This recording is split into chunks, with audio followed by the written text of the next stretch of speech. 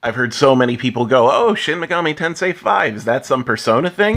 Okay, hold on, we're gonna get our Mega 10 learn on. Let's start with the name, Mega 10, Megami Tensei. That's the franchise. The first game came out in 1987, and believe it or not, it was a licensed game. It was based off the novel Digital Devil Story, a sci-fi novel by Aya Nishitani.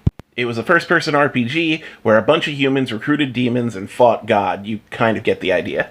And because this was a licensed title, it actually had a lot of different versions. Like, there was a version that was a top-down adventure game. It wasn't a franchise yet at this point. It was literally just different adaptations of one novel into a video game. The official beginning of the franchise was the Digital Devil Story game that was released for the NES. This was called Digital Devil Story Megami Tensei. It did a lot of weird stuff, and people really liked fighting gods with demons.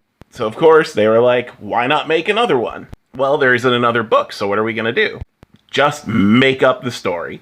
So Digital Devil Story Megami Tensei 2 comes out in 1990. New story, new characters, now the franchise is standing on its own. Fast forward, the Super Nintendo comes out, or Super Famicom if you're nasty. You know how Super Nintendo games had the word super in front of a lot of them? Well, in Japan, they had the word shin in front of a lot of them. Shin both means real/true, it also means new, it has a lot of different connotations, but putting shin in front of a title kind of meant that this was the newer, better, more upgraded version. So in 1992, we got Shin Megami Tensei, another JRPG about recruiting demons and fighting God. In 1994, we got Shin Megami Tensei 2, another story about recruiting demons and fighting God. But then we got a spin-off, Shin Megami Tensei If.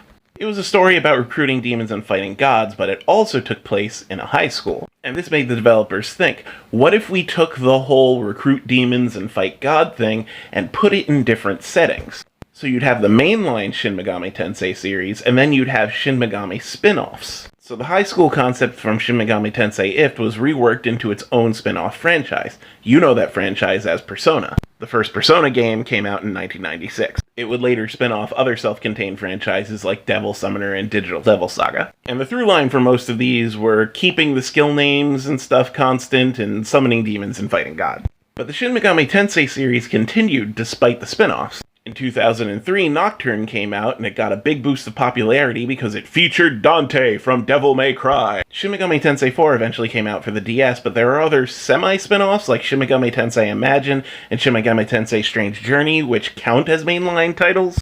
Which brings us to current day, where Persona is popular enough to have its own well-known series, and Shin Megami Tensei 5 is the next mainline title, which is about summoning demons and fighting God.